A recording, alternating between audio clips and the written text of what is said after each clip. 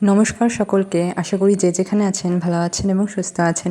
তো ভিডিওটি 31শে আগস্ট আমাদের বাড়ির রাধাষ্টমীর পুজো। তো রাধাষ্টমীর পুজো আমাদের বাড়িতে হবে তার কোনো কথা ছিল না। সেদিন রাধাষ্টমীর দিন দুপুর বলতে গেলে সকাল 11:30টার দিকে মা বলল যেহেতু রাধাষ্টমী আজ, তো রাধারানীকে পরমান্ন রন্ধন করে দিবে। সেই মতোই রাধাষ্টমীর পুজোর আয়োজন করা শুরু হলো। তো রাধারানীকে পরমান্ন নিবেদন করার মতো সকল দ্রব্যই আমাদের ঠাকুর ঘরে ছিল এবং কিছু ফলও ছিল, যার দরুন রাধাষ্টমীর ব্রতটি আমরা করতে পেরেছিলাম। হে কৃষ্ণ করুণা সিন্ধু দীনবন্ধু জগৎপতি গোপীশ গোপিকা কান্ত রাধা কান্ত নমস্তুতে। ওম তপ্তকাঞ্চন গৌরাঙ্গী রাধা বৃন্দাবনেশ্বরী বৃষভানুসুতে দেবী তাং প্রণমামি হরিপ্রিয়ে।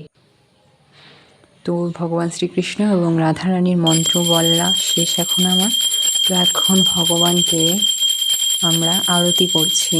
তো প্রথমত জলশঙ্খতে আরতি, তারপরে প্রদীপ এবং ধূপকাঠিতে আরতি, এরপরে কর্পূর জ্বালিয়ে ভগবানকে আরতি করেছিলাম। তো ভগবান নিশ্চয়ই চেয়েছিল, তাই রাধাষ্টমীর পুজোটি আমাদের বাড়িতে হয়েছিল।